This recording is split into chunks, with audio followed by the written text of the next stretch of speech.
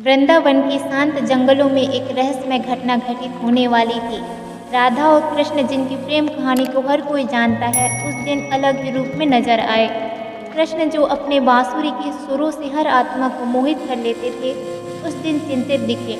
उन्होंने राधा को एक गुप्त संदेश भेजा जिसमें लिखा था, आज शाम यमुना किनारे आना, तुम्हें एक रहस्य बताना है। राधा ने संदेश पढ़ा और सोच में पड़ गई। कृष्ण को लेकर किसी रहस्य की कल्पना करना भी असंभव था। शाम ढलते ही राधा यमुना किनारे पहुंची। वहां की हवा में अजीब सी शांति थी।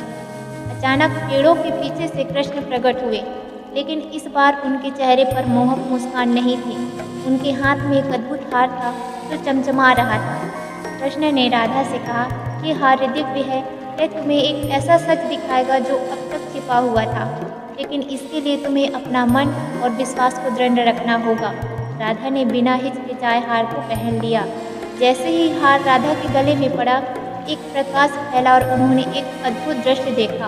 वह दृश्य एक युद्ध का था जिसमें कृष्ण और स्वयं उनके जैसे दिखने वाला एक दूसरा व्यक्ति लड़ रहे थे। राधा ने पहचान लिया कि वह दूसरा व्यक्ति कृष्ण का अंश था, जिसे कृष्ण ने जन्म से पहले ही अपने अंदर समा लिया था। कृष्ण ने राधा को समझाया, यह मेरा अंधकारमय पक्ष है जो मुझे हमेशा चुनौती देता है। हर युग में यह अंश प्रकट होता है और मैं इसे हराने के लिए जन्म लेता हूँ। इस बार मुझे तुम्हारी सहायता चाहिए। राधा ने अपने भीतर से अद्भुत शक्ति का अनुभव किया। वह जानती थी कि यह कृष्ण का प्रेम है और उनकी दिव्यता थी जो उन्हें बल प्रदान कर रही थी। उन्होंने कृष्ण का हाथ थामा और कहा, तुम्हारी यह लड़ाई अब हमारी लड़ाई है। दोनों ने मिलकर उस अंधकारमय पक्ष को हराने की योजना बनाई। अगले दिन वृंदावन में एक दिव्य युद्ध हुआ। कृष्ण ने अपनी बांसुरी के सुरों से सृष्टि की ऊर्जा को जगाया और राधा ने अपने प्रेम की शक्ति से अंधकार को समाप्त कर दिया।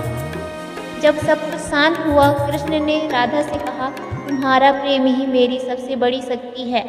यही कारण है कि हर युग में तुम्हारी और मेरी कहानी अमर रहती है। इस तरह राधा कृष्ण की प्रेम गाथा में एक और अध्याय जुड़ गया, जो प्रेम, शक्ति और रहस्य से भरा था।